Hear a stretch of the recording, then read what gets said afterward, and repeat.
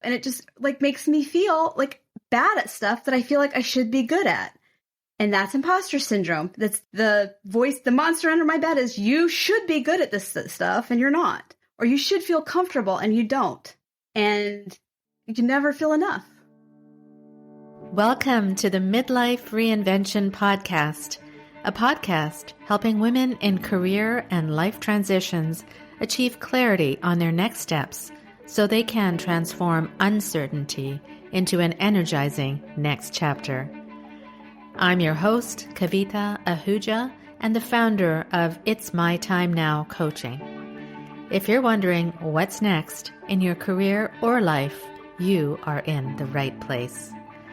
Through solo and guest episodes, you'll gain practical tips, tools, and inspiration to help you uncover blocks, gain confidence, and be, do, and have what you want.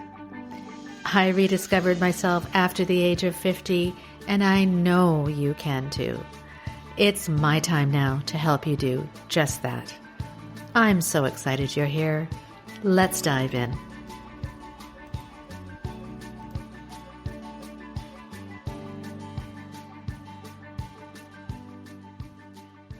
Welcome to this week's episode of the Midlife Reinvention Podcast. I hope you're doing really well and are looking forward to a new month of warmth and possibilities, wherever you are. I thank you so much for being here, whether it is your first time or your 100th. I don't take it lightly that you're here spending your valuable time with me for your own personal growth. I hope you're enjoying our weekly episodes and they are providing you with insights and tips on how to deal with issues you may be facing as you're going through career or life transitions. Today, we are going to delve into the important topic of imposter syndrome. Have you ever felt like you're not good enough, no matter how much you achieve? I certainly have, and this was largely due to my own expectations of myself and those that I believe society placed on me. Enjoy my conversation with Sheila Buswell, CEO, veteran, and author, as we dive into how to overcome imposter syndrome and how it affects countless individuals, especially during major life transitions. Sheila's journey from the army to engineering to entrepreneurship sheds light on how imposter syndrome can impact us all, regardless of our accomplishments. In this episode, you will, number 1, learn valuable strategies for overcoming imposter syndrome, straight from the experiences of accomplished individuals such as Sheila. Number 2, gain insights into how imposter syndrome can manifest in various aspects of life and career transitions, and discover practical ways to combat it.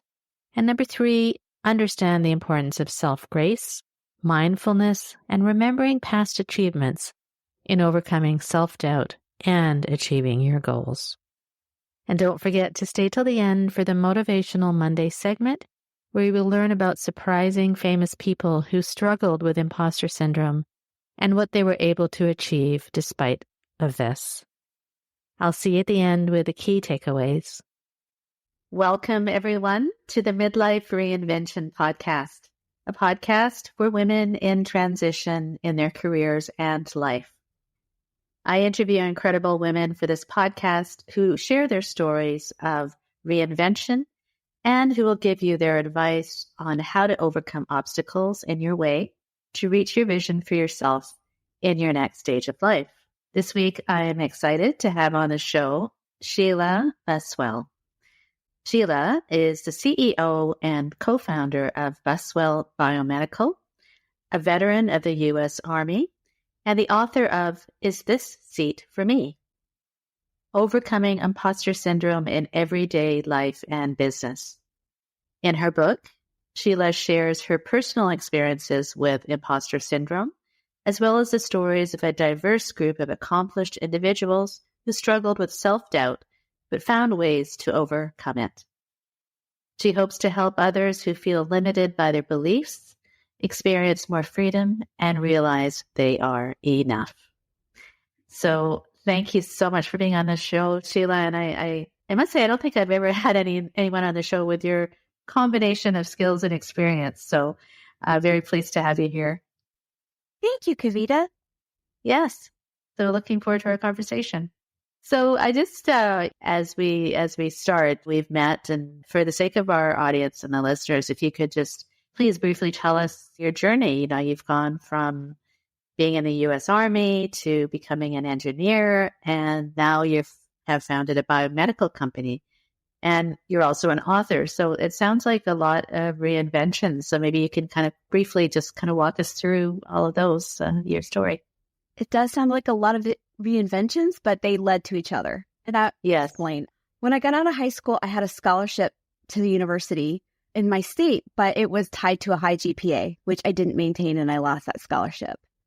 I stayed in school for another year. I worked at nights and went to school during the day, and I didn't sleep nearly enough. Like after a year, I was like, well, I got to figure this out. So, and my GPA further dropped. So I joined them. That's when I joined the Army. And I joined the Army in 1997. And in 1998, I was deployed to Bosnia, where a generator fell on my foot. I cross-trained as a generator. That wasn't my original military occupational specialty, or MOS, but I was a chemical equipment repairer at the time. And if you're not busy in the Army, you get sent out on detail, which for the most part was cleaning bathrooms. And I did not like to do that, nor did I want to be identified as doing that. And so I learned how to fix generators. So I was busy all the time. And after the generator fell on my foot, I was like, I had to get a medical discharge from the military, which meant I had to stay in longer. And I was in a rehabilitation hospital from the UN, and I had a dedicated nursing staff. But I mean, it was frustrating because I don't know if you've had a foot injury or foot surgery, but if you not quite like that, no, no. If you're 21, you're not aware of the stuff around you. You're very aware of yourself. But 20 years later, I got the medical discharge. I stayed in to get it. And then I went back to school and got an engineering degree. And then I went to work, and then I got my master's while I was working.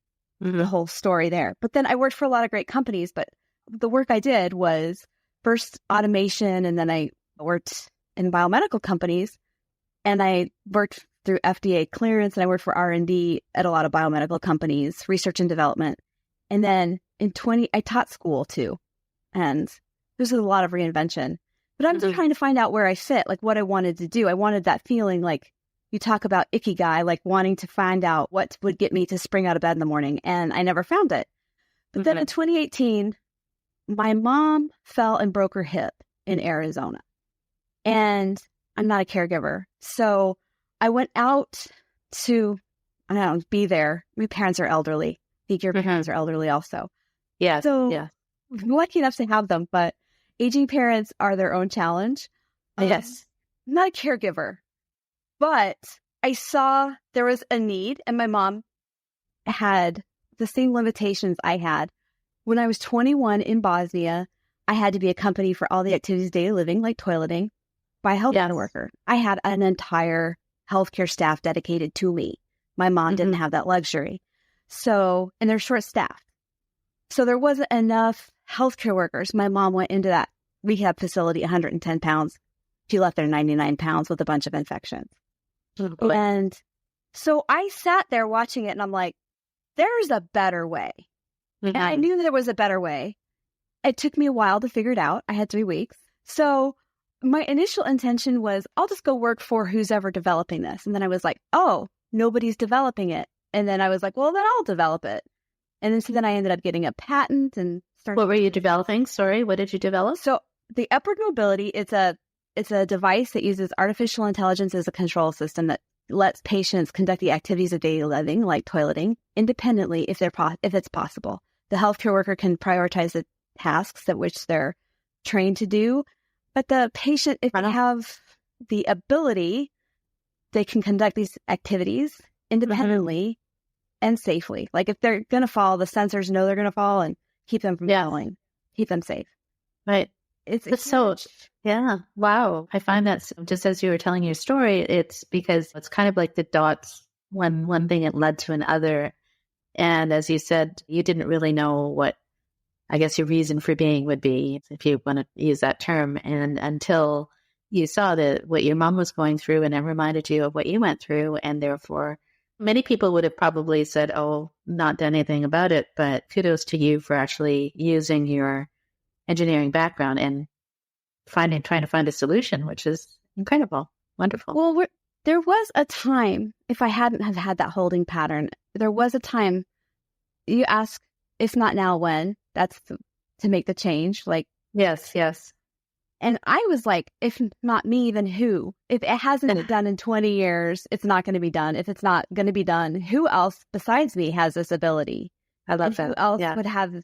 And that starting the business is what led to me writing the book, because I started this business, and I could design my undergraduate's in mechanical engineering, my master's is in biomedical engineering.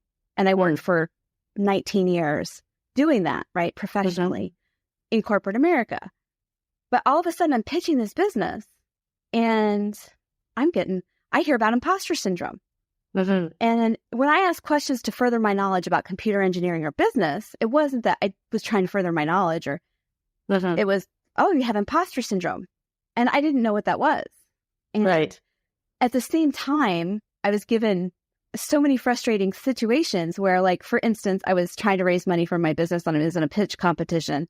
And my husband, who's a very nice man, I walk with a limp. And so instead of a cane, he took me to the bathroom holding my hand.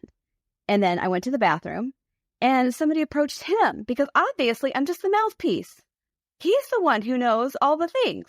Right. And that frustrated me. But I was like, I don't know if you've ever been in a pit or like that scenario, but I'm like a toddler.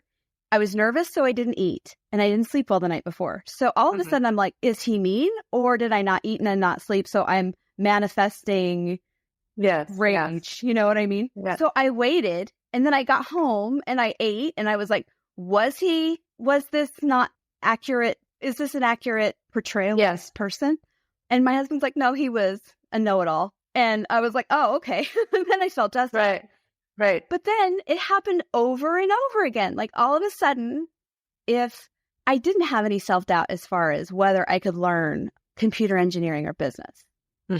So I thought, well, but I was getting not accused. But you got imposter syndrome because you were trying to start this business, and even though you were so well educated, and I don't have it in that arena.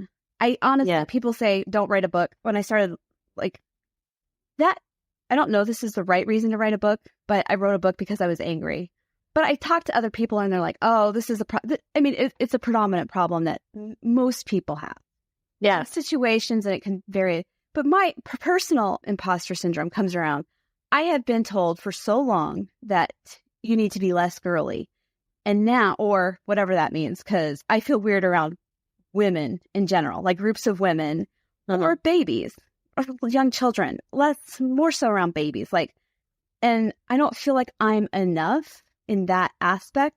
But again, people say you should write from your wounds or from your scars, not your wounds. Yes. And that makes sense. So, but yeah, I didn't realize I had imposter syndrome. I thought I didn't. And then I realized that I had this problem, and then I realized it's kind of an issue that I don't like to talk about. Yes, and probably a lot of people don't. So that, I understand your book focuses on, like, your book is on imposters. Then I was going to ask you, like, how did you go from starting the business to write this book? But you also highlight other accomplished individuals who have experienced this, and from your experience and from their experience as well in the book, like, how does it show up when you're going through like major life transitions, for example? Hi, my friend. Kavita here. Do you often feel blocked from moving forward? We all feel that way at times. These are referred to as energy blocks. I've created a short, actionable PDF guide to help you release your negative energy blocks. Click the link in the description to download it now for free. Now, let's get back to the episode. So it shows up in a myriad of ways, and I liken it to a monster under the bed. It looks different for different people. One of my favorite stories is Kate Mansker. She didn't have it. She's an engineer also, but when she traveled for work, and she was a newly working mother. Mm-hmm. She was a new parent, but she was traveling without her child, and she had to get frozen breast milk through TSA. And her male colleagues never had a problem. All of a sudden she's like, she figured out how to travel, if she'd have a freezer where she would express milk, like all these things at a conference, if she'd have ability to do that, and then where to do that. And then all of a sudden she hits the snag, and it's like she ends up Kate's a rock star. Like she's done Ironmans, she's done marathons, whatever, but she starts her own company, and she's like, the idea of, in that time, she felt like she was like, you don't know who to ask and you're different. And that's where a lot of imposter syndrome comes from. Your brain is designed evolutionarily to keep you safe. Yeah. So you look to the left and you look to the right and you're like, where do I fit in, or how do I not? Right. And in that situation, she's like, it's very different to travel as a working mother versus a working parent as a father. Yeah. And it was just a lot of friction that she didn't, not only did it make her feel like she didn't fit in, but it was a challenge she wasn't prepared for. Yes. And yes, well, I can attest to that when I went through my career transition and I decided to embark on entrepreneurship and start my own business, become a coach and all of that. Often it would, that voice, or you would, like, I love that monster under the bed would say, well, who are you to do this? Right? You've been doing X, Y, and Z for your whole life, and you know how to do that, but you don't know how to do this. Right. So who do you think you are? Right. So I think, especially, I don't know if it's more common in women, but maybe it is based for both women and men. But I see that, and even with my clients, I see that very often, is if they have something in their heart that they want to do, but that monster is telling them, I don't think you're good enough to do this, or who do you think you are to think that you can even embark on it? Well, I think that's a lot. And I think, yes, Kavita, it was brave. And most people aren't brave to try something new. And God, I think women and minorities are the ones brave enough to talk about it. I think. Mm-hmm. I asked a lot of men to contribute to my book. One actually did. Yeah. Right? I think, Peter contributes a very powerful story. I think he talks about being a male nurse and the assumptions that are made about him and how that affects him and blah, blah, blah. It's a really powerful story. But I asked many more men, and they said, okay, yes, they will do it. But when it came down to it, they didn't do it. Interesting. Going back to what you're saying about courage, it took a lot of courage. So I would ask you, if somebody's listening to this, a woman's listening to this conversation, and she's thinking about taking that next step, like you did, I did, but she's afraid. How did you develop the courage to do this? Because it's a completely different from what you were doing before. And what would you advise? How do they develop the courage to make that shift? And I think Maya Angelou said something like courage is the most important. Yeah, great, because without that, the others are meaningless. But I think it's like a muscle. It's not like I have set out to do anything. It was just and I think that there's a point where you're like, well, I could staying the same would cause more pain than changing. So I'm just going to change, and being aware that, okay, my brain just wants me to be safe, but I'd never leave my house if it was up to my brain to be safe all the time. And that's not good either, right? Then you fail by default. And I don't want to be in the nursing home like my parents. My parents aren't in a nursing home, they're independent living. But I don't want to be in a position where I regret stuff. Do you know what I mean? I don't want to be like, I should have, I could have. And I don't know I think that's something you should tell yourself. I think all women, all people should just be have that conversation. Because you have an episode where you talk about, I can't think of her name, the woman who does the French cooking. I think of Martha Stewart. Oh my God. Martha Stewart didn't start doing aerobics until she was later in life. And yes. who's the painter? Grandma Moses, but she was actually, Yeah. She didn't pick up a paintbrush until she was in her 60s. Yeah. I think it's important to be like, find what you're passionate about. And it's ridiculous to know, to think you're going to know what you're going to be passionate about at 18. Yes. I love that, because I love when you said don't want to regret stuff. And one of the things that I do is I take my clients through a visioning exercise, which is called your inner mentor. I don't know if you've heard, maybe I've talked about it in one of my episodes, but it's about visualizing yourself, your future self, 20 years from now.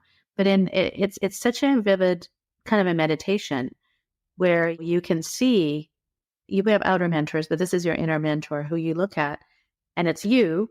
And then you have a conversation with her. It's like, well, how did you get here? What did we do? What were our challenges? What's the biggest lesson you have for me? So it's very, very powerful. And I think it's because if we have that vision of ourselves, then that moves us forward to actually achieving it, right? Versus, as you said, we don't want to be regretting the things that we know that are inside our hearts to do.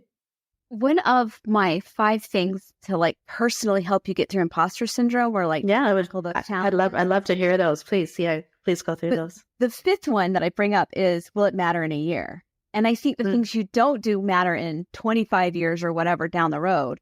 But there's things that you do in that instant that you're like, can matter down the road. And there's things that absolutely will not. Somebody cuts you off in traffic, it'll make you mad in that instant, but it won't matter after 5 breaths. Yeah. And it's really important to have that perspective. And I got that.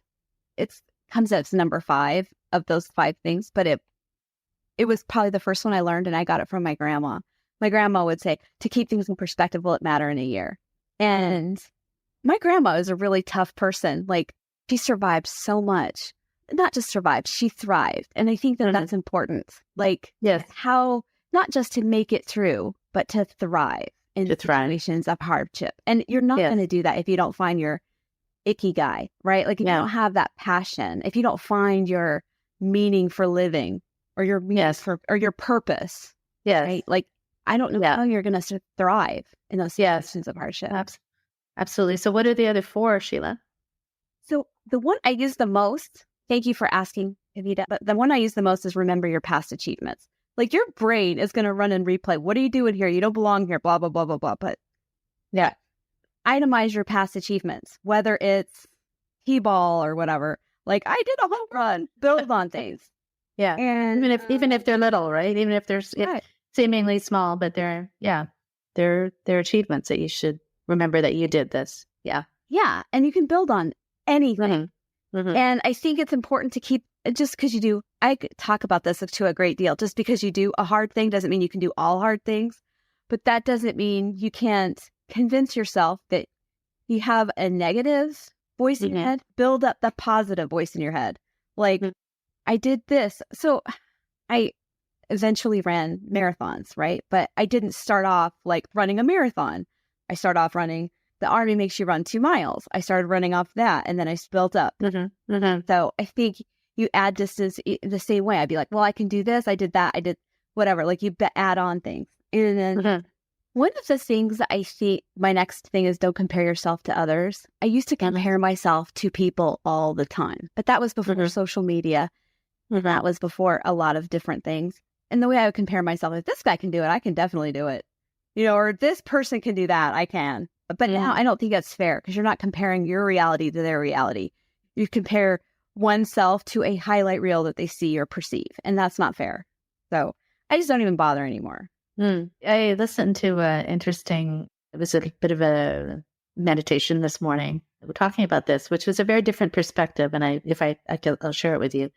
It's about comparing ourselves to others. And often we look at somebody that we really admire, right? And we think, oh, I could never get there because blah, blah, blah. I couldn't do this and this and this. But the exercise was write down the 5 things, the 5 qualities that you believe that person has that you admire. And then look at those same qualities and ask yourself, do you have those same qualities in yourself? And where has it been shown up in your life? And I did that, and I'm like, yeah, I I actually do have those same qualities. So I should actually not be feeling like a negative feeling when I think about that person. I should actually be more of a, wow, inspiration that look, I have these same qualities as well. Do you know what I mean? So I thought it was a different perspective about comparing yourself with others. So I thought I'd share that. And it's like how you, okay, so it's so weird that I use this basketball analogy, but I guess it's that time of year. And in my house, it's a big deal. But like, I'm going to use Michael Jordan. Like, you only see him making the shot. You don't see all the times he missed the shot, or all the times he practiced, or all the times it was frustrating. But what you're saying about taking the qualities, and he had this, and if you have those qualities, and the rejections he worked through and made himself better. Yeah. If you have those qualities, you could do that. You could do it. Yeah. Maybe not to his level, but it doesn't really matter, right? It's to the level that you are capable of. So, right. Anyway, that's great. So you've gone through, I think, 3. So, and then yes, you went through 2. Okay. Practice. So I guess I did go through 3 because I talked about the one my grandma gave me, but the practice self-grace. I understood this one, but I didn't. I recently not recently, it was 6 months ago, but I had pneumonia and I moved at the same time. And I kept thinking, I kept trying to push through it because I was like, stuff has to get done. And people kept saying, well, take it easy. And I didn't know what that meant. But it's not just accepting that I'm not 7 feet tall or I can't play for the WNBA or whatever. Like, I am what I am. I'm not a supermodel. I am what I am. But it's also like what I can do and what I can't do. And that's part of accepting where you're at. Like, okay, remembering your past achievements, but practicing self-grace is more of thinking, okay, yeah, I am not physically able to do what I was 20 years ago. But that doesn't mean that I can't do other things. Or if I ran a 100-meter dash, maybe I won't be Usain Bolt, but I can be the best I can be by doing these things. And I'm going to do those things or I'm not. But I'm not going to just say, well, I'm going to eat this bag of potato chips and sit on the couch and watch TV. That's not going to help. While if you have hatred, it's not going to help. Although that is a good, easy choice. Yes. Great examples. Yeah. Practice self-grace. Yeah. We don't do that enough, especially as women, because we tend to give a lot, and which is fine. I mean, it's just our nature, nurturing others, if we have children or if we have spouses or other friends, we give. And then when it comes, we have very little left to practice our own self-grace. And that's one of the main things is like, it's not selfish to understand who you are and what you want and to take some time to do that. It's self-grace and it's important. It is important. And I never realized it because I was surrounded by very powerful, wonderful women, but I don't remember them. Like, okay, seriously, I don't remember people talking about menopause until recently, but I'm like, how did it escape my mind or purview that it was happening all around me? Yes. Because they just didn't advertise that they were just uncomfortable. Like a lot of women at a certain age feel like they're going crazy. And I wasn't even aware if that was going on. So, I mean, I think it's important I do think it's important to take care of yourself. And I hope that I allowed that around me. And I hope that I do it for myself now. I mean, I know that it's important. Yes. And then I'm a work in.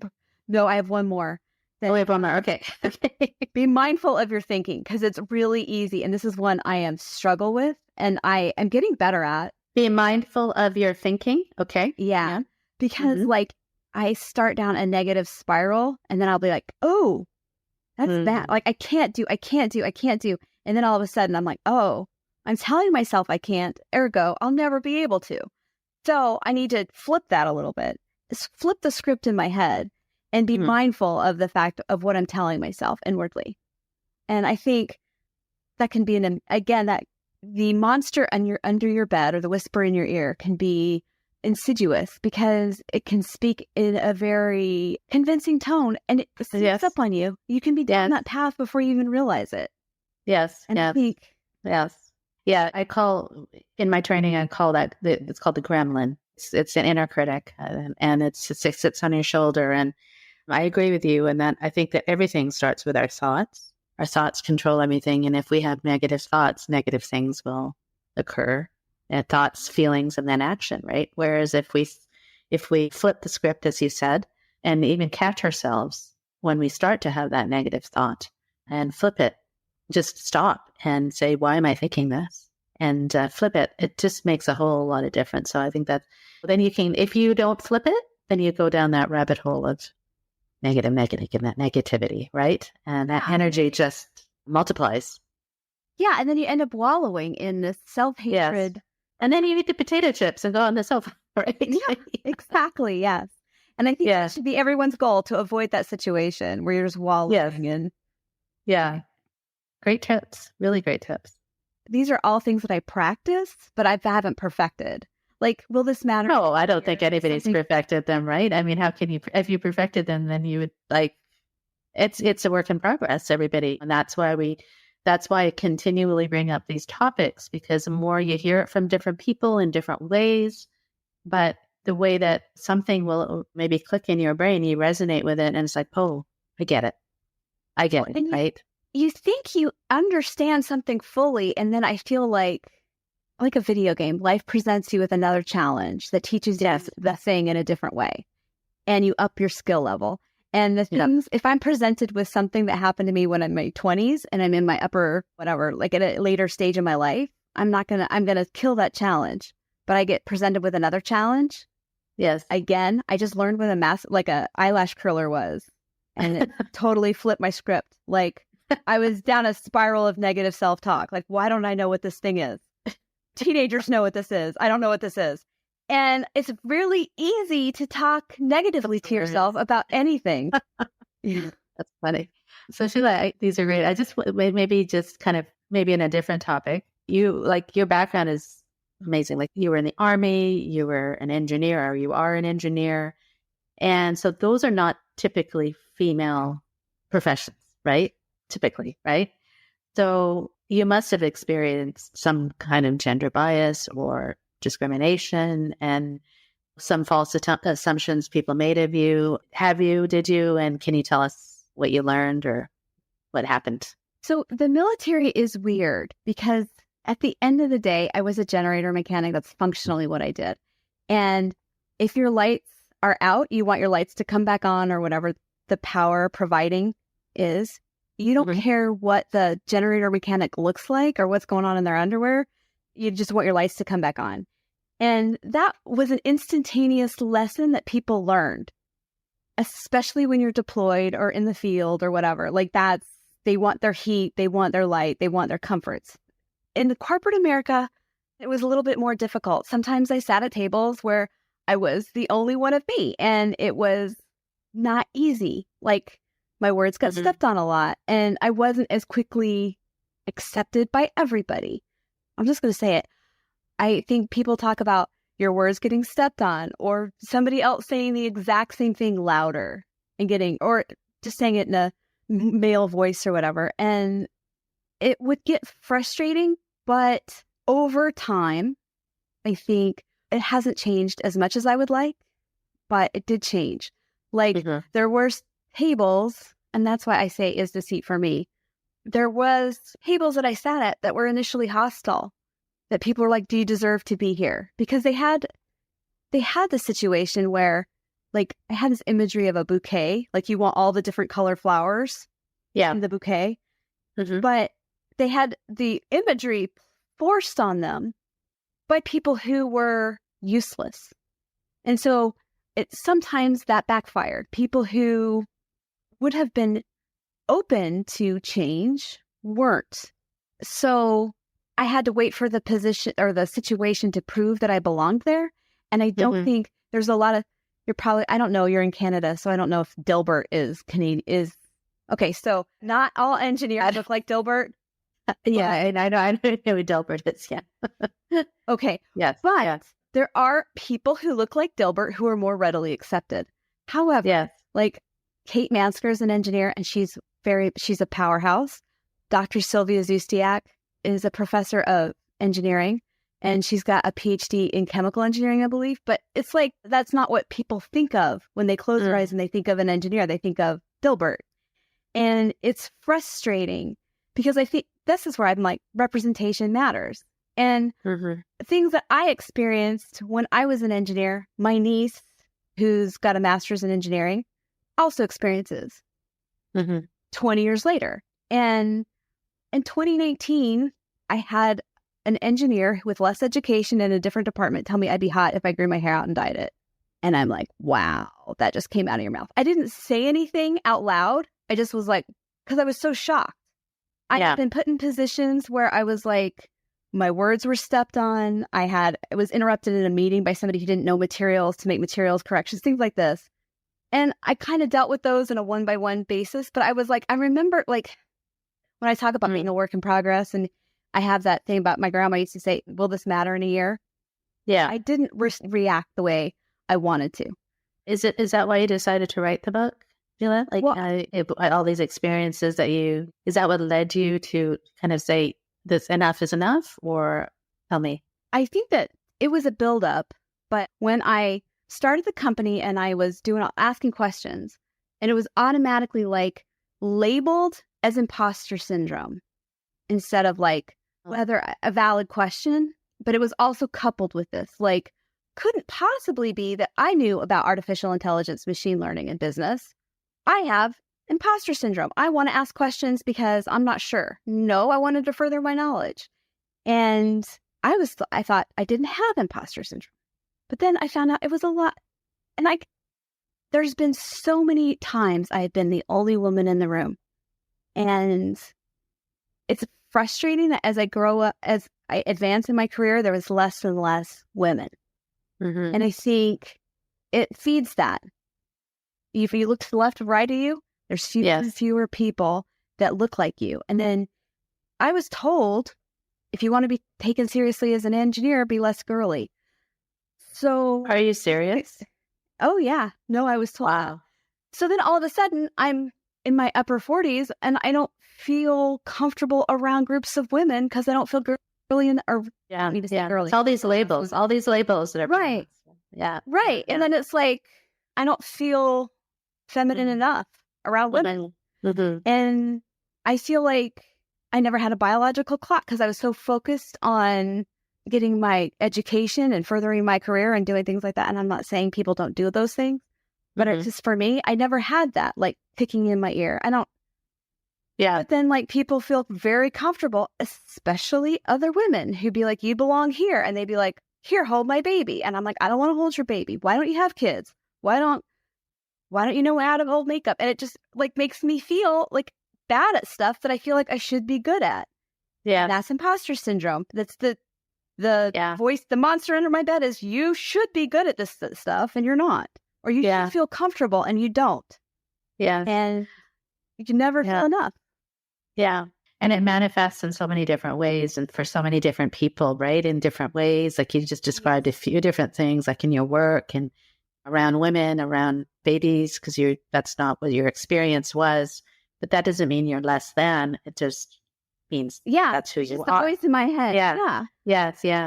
And I'm sure in your book, you've probably highlighted many of these. You have highlighted many of these different people who have different experiences that I think we can all learn from. So tell us how you've found these people and how did that? Well, I knew. That's a weird thing. It's not like Kavita, you have this podcast where you talk to a lot of people. I did yoga next to Peter. I did these are people who were in my circle and I never talked to them about this stuff.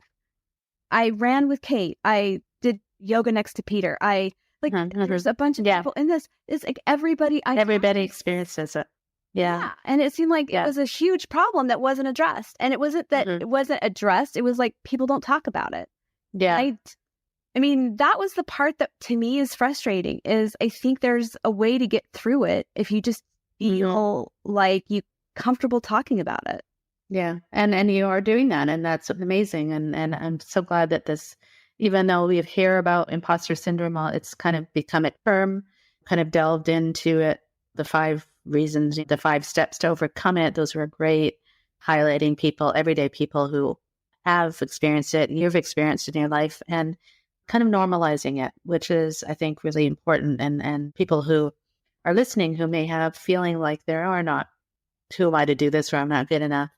I think by reading your book and by listening to you, taking those lessons that you've shared into their lives, I think it's really important. So good for you to have written a book and sharing your story on podcasts such as these. So it's, that's how we learn. So that's why I love doing what I'm doing, because anybody who's listening will find a little pearl that they can take into their life and make it for the better. So I really appreciate that.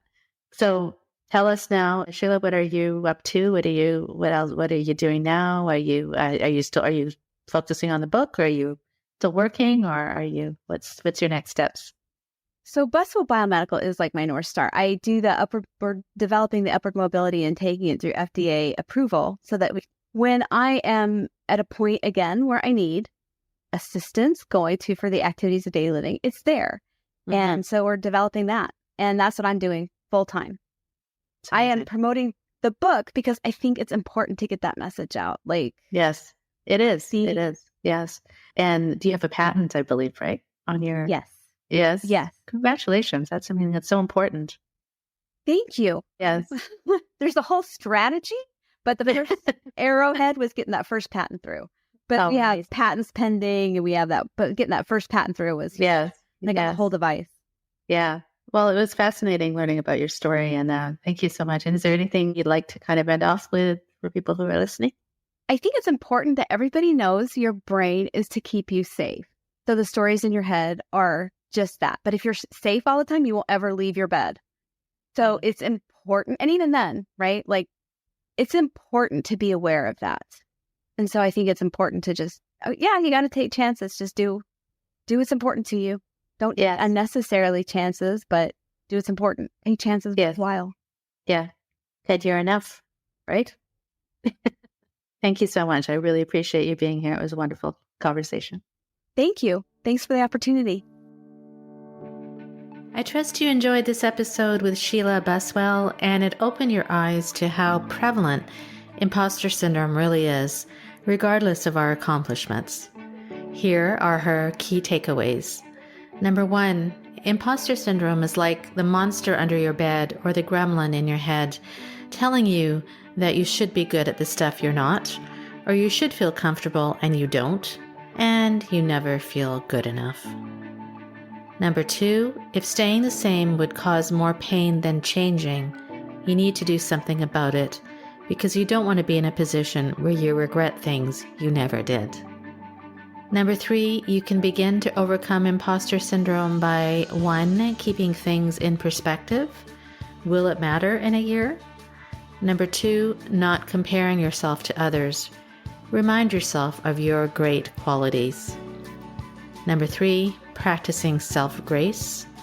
Number 4, be mindful of your thinking.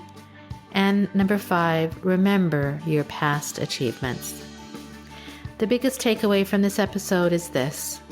If you're struggling with imposter syndrome, recognize that it is perfectly normal and affects countless individuals, especially during major life transitions. It is about how you deal with it and move forward that matters. For our Motivational Monday segment, I'm going to share 2 examples of highly successful individuals who struggled with imposter syndrome and overcame it to achieve great success. You must have heard of Maya Angelou. She was a renowned American poet, memoirist, and civil rights activist who has struggled with feelings like a fraud despite her numerous achievements. She overcame this feeling and went on to become one of the most celebrated writers of the 20th century. And I'm sure you've heard of Michelle Obama. The former First Lady of the United States has spoken openly about her experiences with imposter syndrome, particularly during her time in the White House. Despite these feelings, she became a powerful advocate for various causes and inspired millions of people around the world. These examples demonstrate that imposter syndrome can affect individuals from all walks of life, But with perseverance and determination, it is possible to overcome these feelings and achieve great success. If you are struggling with imposter syndrome, know that you're not alone, and for some guidance on how to recognize this block, you can download my free Negative Energy Blocks guide in the show notes. You will receive the guide and follow-up videos explaining exactly what 4 types of blocks are and how to recognize them and overcome them. If you'd like to discuss your particular situation with me, I'm also offering a free 45-minute coaching consultation, and you will find the link to register below.